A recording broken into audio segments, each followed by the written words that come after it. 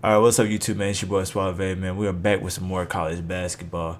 I'm gonna give y'all two picks that I do like today. Yesterday it was pretty crazy. I mean, Michigan State. I'm not betting against Michigan State no more, but I'm riding with Michigan State for the rest of the year. But yeah, let's go ahead and get into these two picks that I do like for today. All right, for the first game, we got the Bronx at the Bobcats. Man, it's gonna be a pretty good game. I mean, it's a division game for sure. Division game for sure. One's 3-10, one's 9-4. Right now, they got the spread at -4.5. I mean, I'm rocking with the Bobcats in this game. Just for instance, I mean they're just the better team in the conference. Not even going based off the record. They're 5-1 at home. I mean, the Bronx, they're 1-7 away. They can't get a win on the road, right? So not only that, going based off the past recent games that the Bobcats have played, I mean the only credible win that they kinda have is Holy Cross, but they're trash. I mean they beat the Navy, they beat Army, they beat Stonehill. I mean they beat a bunch of garbage teams, really. But like what's credible for them is that they hung around with Yale. They covered the spread against Yale. It was 66-73. But the Bronx, I mean, they got smacked by Penn State. They got smacked by well, they lost to Pennsylvania by 4. Um, they almost covered the spread.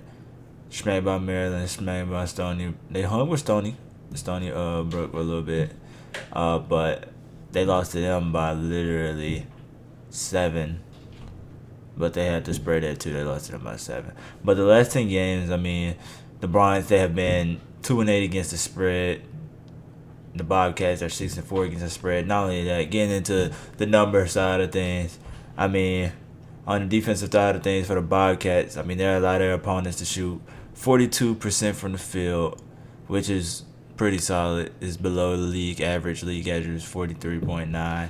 As well as from the 3-point percentage, they allow their opponents to shoot 33% from the three. Now, on the Bronx side of things, from the three, they shoot 26% from the three.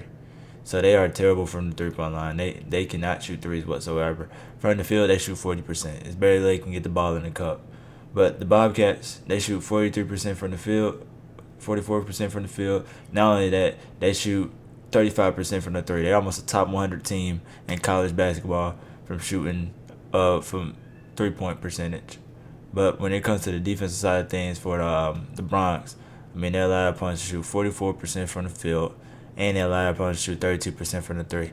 So I like them at -2.5. Uh, yeah, I'm gonna do the 2.5. I feel like they'll get that done easily. All right, for the second pick, we're gonna rock with UConn versus Butler. All right, conference game. We in that conference time of college basketball, so I'm gonna go ahead and just stop saying conference game. Y'all know. So, but we got the 12-2 UConn, Connecticut UConn, Connecticut, same thing, versus Butler. They're 10-4 in the eighth. Not too far behind. Not too far behind. But I mean, when it comes to both of them being away, they're both trash on the road, but they're both 8-0 at home. So Butler's 8-0 at home. Connecticut is 0-2 on the road. But the crazy thing is, Butler has not beat Connecticut since 2011. Last 10 games they played, they ain't beat them since 2011. They're 7-0 against the spread against Butler. That's the crazy thing to me. But that's besides the point. Let's get into some games that the last 10 games Connecticut has played. I mean, they're 5-5 against the spread. I mean, they got some good credible wins in the last 10 games. You know, they beat Texas. Texas, they're 11-2. That's a good dub. They beat UNC, my favorite team. They beat UNC 87-76. Credible win. They beat Gonzaga 76-63. Great win. They beat St. John's 69-65. They were supposed to win that game anyways, but good win. Yeah, no, they got some good credible wins. They lost to Kansas.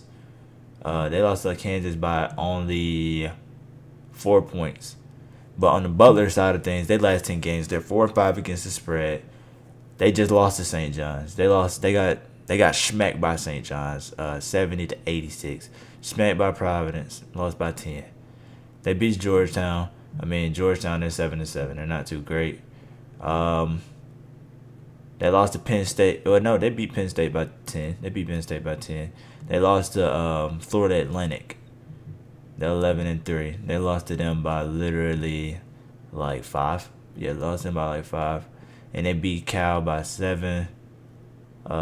But yeah, I mean, they don't have more credible wins than UConn. Is pretty much what I'm getting at here. Okay, like the only L that UConn has is that loss against Seton Hall, which they really didn't look like themselves against Seton Hall, and Kansas. Butler, they on a 2-game losing streak right now, and one of them St. John's, and UConn smacked St. John's. Well, they didn't smack them, but they beat them by 4. But getting to some numbers here, man, UConn, but they got a top 15 offense in college. They shoot 50% from. They got to shoot 50% from the field. From the 3, they shoot 33.7% from the 3. So that's really good as well. I mean, they put up at least 25 threes per game. That's more than above average. And they make about 8, 9 of them. That's above average as well. Butler on the defensive side of things, they allow their opponents to shoot 42% from the field.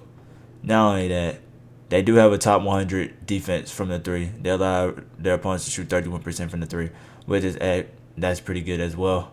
But when it comes to Butler's offense, I mean, they shoot 46% from the field, right? They shoot 34% from the 3 as well. That's cool. That's great.